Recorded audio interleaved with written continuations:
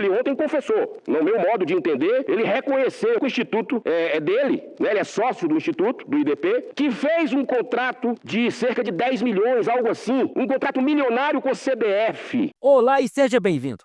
Em pronunciamento no plenário, o senador Eduardo Girão voltou a criticar a intromissão do Supremo Tribunal Federal na Confederação Brasileira de Futebol, CBF. O parlamentar defendeu que o Poder Judiciário não deve interferir em disputas internas da entidade e apontou como o ministro Gilmar Mendes tem atuado diretamente nas tramas políticas por trás da crise no futebol brasileiro, envolvendo até parte de esquerda, como o PCdoB. Ao comentar a situação caótica na CBF, Girão afirmou que o processo vinha sendo judicializado de forma indevida. Ele denunciou a atuação do ministro Gilmar Mendes, considerando-o parcial e comprometido com interesses políticos e pessoais, e não com a justiça. Segundo o senador cearense, é necessário investigar os reais motivos pelos quais um dos mais poderosos ministros do STF se mete em assuntos estritamente ligados ao esporte. Veja. A entidade máxima do nosso futebol. Inclusive, não por acaso eu estou com essa gravata com as cores canarinhas, exatamente, né, da nossa bandeira, é uma marca do futebol brasileiro, o verde e o amarelo. Parece que tem um desfecho agora, se não houver interferência suprema novamente, um desfecho que podemos voltar a ter esperança de que o futebol brasileiro entre no rumo. A CBF, toda essa lama que parece que tem um desfecho positivo, depois de muita tormenta, parece que vem a bonança. Espero não ser surpreendido mais uma vez. Porque a gente tem denunciado, eu, o senador Carlos Portinho, outros colegas aqui, interferências indevidas dentro da CBF. A partir, inclusive, de denúncias durante a eleição. O processo eleitoral começou no ano passado, teve a Justiça do Rio de Janeiro atuando. Esse processo foi para a mão do ministro André Mendonça. Não me pergunte como chegou. Daqui a pouco, briga de bar vai parar no Supremo Tribunal Federal, que eu tenho criticado aqui, manda no país, faz gato e sapato com algumas decisões que rasgam a nossa Constituição.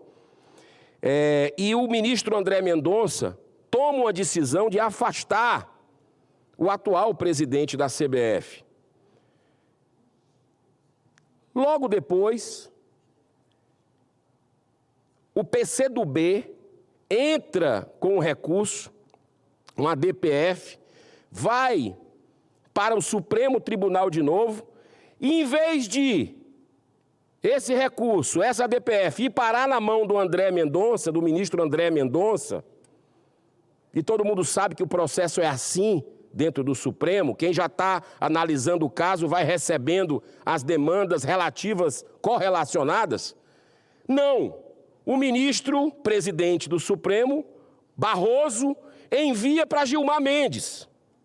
E aí a imprensa começa a mostrar, denúncia para lá, denúncia para cá, de que Gilmar Mendes, o ministro, teria um conflito de interesses, porque o seu instituto, e ele ontem confessou, no meu modo de entender, ele reconheceu, embora negasse, mas ele reconheceu que o instituto é dele, né? Ele é sócio do instituto, do IDP, que fez um contrato de cerca de 10 milhões, algo assim, um contrato milionário com a CBF. E aí a repórter do UOL pergunta para ele ontem, olha, o senador Eduardo Girão, do Partido Novo do Ceará, fez esse questionamento, essa crítica ao senhor, e ele responde, inclusive estava tomando água, uma resposta curta, toma água no começo, toma água no fim, como se estivesse nervoso. Ele coloca que o Eduardo Girão, a gente já conhece no Ceará e no Brasil, e não diz por quê. Conhece com o quê? Conhece como? Pelo enfrentamento à corrupção que eu faço aqui? Isso é bom, esse conhecimento. E não de ter qualquer tipo de conflito de interesses em fazer julgamentos, em fazer alguma coisa. E eu estou analisando, senhor presidente, devo entrar com pedido de impeachment sobre esse caso, que é um caso que, no meu modo de entender, é mais uma intervenção indevida do Supremo Tribunal Federal, de um ministro, em algo que não tinha, que ele tinha que ter se declarado suspeito, tinha que ter se declarado exatamente não condições de fazer essa deliberação, né? Então tinha que se declarar impedido.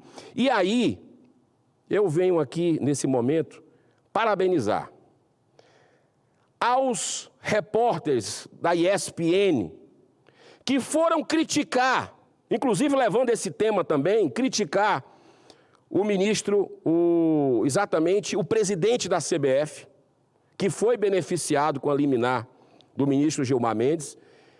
6 deles, e eu li os nomes aqui em outra oportunidade, foram afastados por criticar o presidente da CBF. Que democracia nós vivemos onde não se pode criticar? Não aceitaremos isso. Parabéns a esses repórteres que fizeram parte, junto com senadores dessa casa, junto com sites, que tiveram a coragem de mostrar, por exemplo, que presidentes da federação estariam recebendo um aumento receberam de 50 mil reais em média para mais de 200 mil reais por mês, fora as mordomias que eles têm direito, para efetivamente eles... aí foi depois da eleição, mas é no período, né? Então, por que houve esse aumento ali? É para que existisse uma unanimidade? Outra coisa também que foi denunciada pela imprensa, que 2 ministros do STF estariam aguardando as 2 vice-presidências com salários maiores ainda, astronômicos, para resolver essa questão judicial. E aí fica aquela pergunta, não houve, não foi cedido, é legal fazer esse tipo de coisa? Não pode. A bola não entra por acaso. Para a bola entrar para a seleção brasileira, que até 2 dias atrás não tinha técnico, contrataram o Ancelotti a preço de ouro. Preço de ouro. Milhões e milhões de reais, com premiações astronômicas de dezenas de milhões de reais, para tentar ver se faz uma cortina de fumaça, acalma as coisas. Não é assim, não. Não é assim. A bola não entra por acaso, tem que ter ética para entrar, tem que ter respeito para entrar. O Brasil, o talento é o futebol, nós somos a paixão nacional. Então, senhor presidente, que esse caminho que está sendo aqui traçado não tenha uma nova interferência do STF. A decisão do Rio de Janeiro ontem afastou novamente o presidente Edinaldo Rodrigues. E está sendo levado recurso para o STF de novo. Que eles respeitem a decisão, que o ministro Barroso, fica a dúvida, vai mandar para Gilmar Mendes depois de tudo isso? Vai enviar para o André Mendonça? Ou vai dizer, não, a decisão é da Justiça do Rio, que é onde tudo começou? Eu acho que é assim que tem que ser, né? A Corte Suprema tem que ser apenas para questões constitucionais. Uma corte constitucional é assim que deveria ser. Então, senhor presidente, já lhe agradecendo muito pela tolerância, eu quero manifestar aqui a minha fé, a minha esperança, que novos rumos nós teremos, novos ares no futebol brasileiro, se for respeitado o bom senso, se for colocado a justiça e a verdade em primeiro lugar. Nada do que acontece nos bastidores da Confederação Brasileira de Futebol é casual. A disputa entre o presidente afastado, Edinaldo Rodrigues, e seus adversários revela uma guerra de bastidores que envolve dirigentes, tribunais e figuras influentes do cenário político e jurídico nacional. No centro desse jogo de poder estão 2 nomes de peso: o ministro Gilmar Mendes, do Supremo Tribunal Federal e o desembargador Luiz Veiter, cujos interesses parecem entrelaçados com o comando da entidade máxima do futebol brasileiro. Em dezembro de 2023, quando o Tribunal de Justiça do Rio de Janeiro moveu Edinaldo Rodrigues da presidência da CBF, poucos duvidaram de que a decisão tivesse a digital de Luiz Veiter. O movimento tinha pouco de jurídico e muito de político. Seu filho, Flávio Ziveitter, ex-presidente do Superior Tribunal de Justiça Desportiva, STJD, almejava assumir o cargo.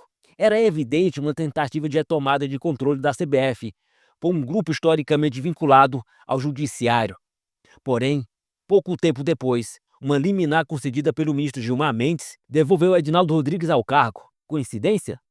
Difícil acreditar. O Instituto Brasileiro de Ensino, Desenvolvimento e Pesquisa, fundado por Gilmar Mendes, mantinha desde 2023 um contrato milionário com a própria CBF. Além disso, o ministro já indicou ao menos 6 diretores para a entidade, sem jamais se declarar impedido de julgar processos relacionados ao órgão. Recentemente, Gilmar Mendes indicou Gustavo Dias Henrique como um dos 8 vice-presidentes da CBF, outro sinal de sua influência crescente dentro da confederação. As revelações sobre esse emaranhado de interesses vieram à tona através de uma reportagem publicada pela revista Piauí, que trouxe à luz informações alarmantes.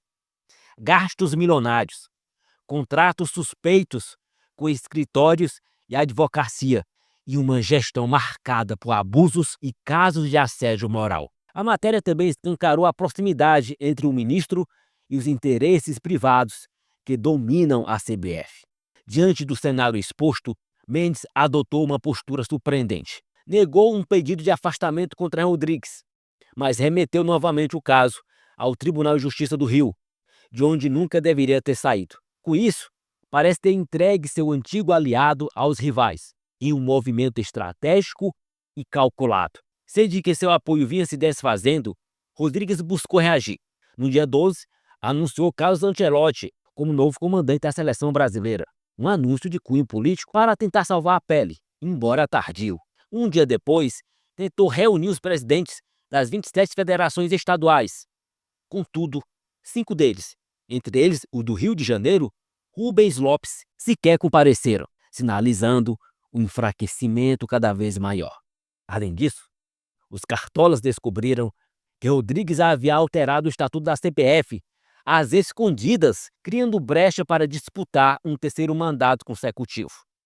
Manobra que acendeu ainda mais os sinais vermelhos quanto à governança da entidade. Meus caros amigos, tudo isso ilustra o motivo pelo qual, há décadas, a CBF é sinônimo de corrupção. Enquanto isso, o futebol brasileiro segue refém de interesses absurdos em Brasília e jogos de poder que colocam em xeque a lisura e o futuro do nosso futebol.